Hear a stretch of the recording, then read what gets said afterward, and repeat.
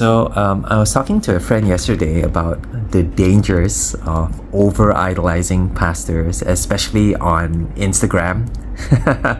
Not a new topic, and it's kind of like obvious, you shouldn't do this, and yet it's also happening a lot, and it's kind of sad. But the thing is, today I read a verse that says that we ought to honor our leaders. And this is where Paul says, honor people like these. He's talking about a particular pastor called Epaphroditus, who's been serving in a very godly way, very sacrificial way. And he says, you know what? We ought to recognize that. We should honor people like these.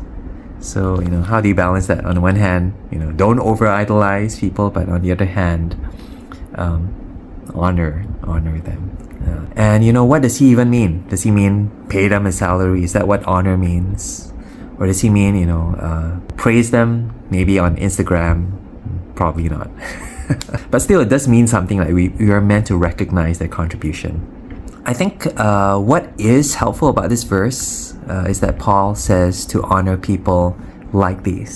So he has in mind a particular pastor, but he also has in mind other people who are also serving God in the same way. And so it's not exclusive just to this one individual, but he says, there are other people who are also godly, also serving Christ, and so they also deserve honor. I think that's a very good principle, right? To be seeing this as a pattern and not locking into that one individual. And I say this because sometimes in our churches, might be an Asian thing, we tend to honor people based on their titles, on their position, meaning it's okay to honor like your pastor, but anyone else, we're a bit more guarded, a bit more stingy in our honor.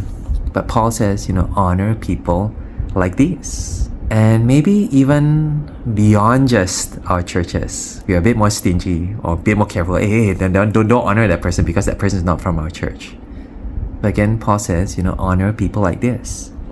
Meaning kind of like giving credit where it's due, recognizing Christ-likeness where it is happening, and to see that it's not exclusive just to my pastor or even to my church, but that actually godliness and humility and sacrificial service is something that deserves generous praise, and it's helpful to recognize that in our churches and even in other churches as well. So honor people like these.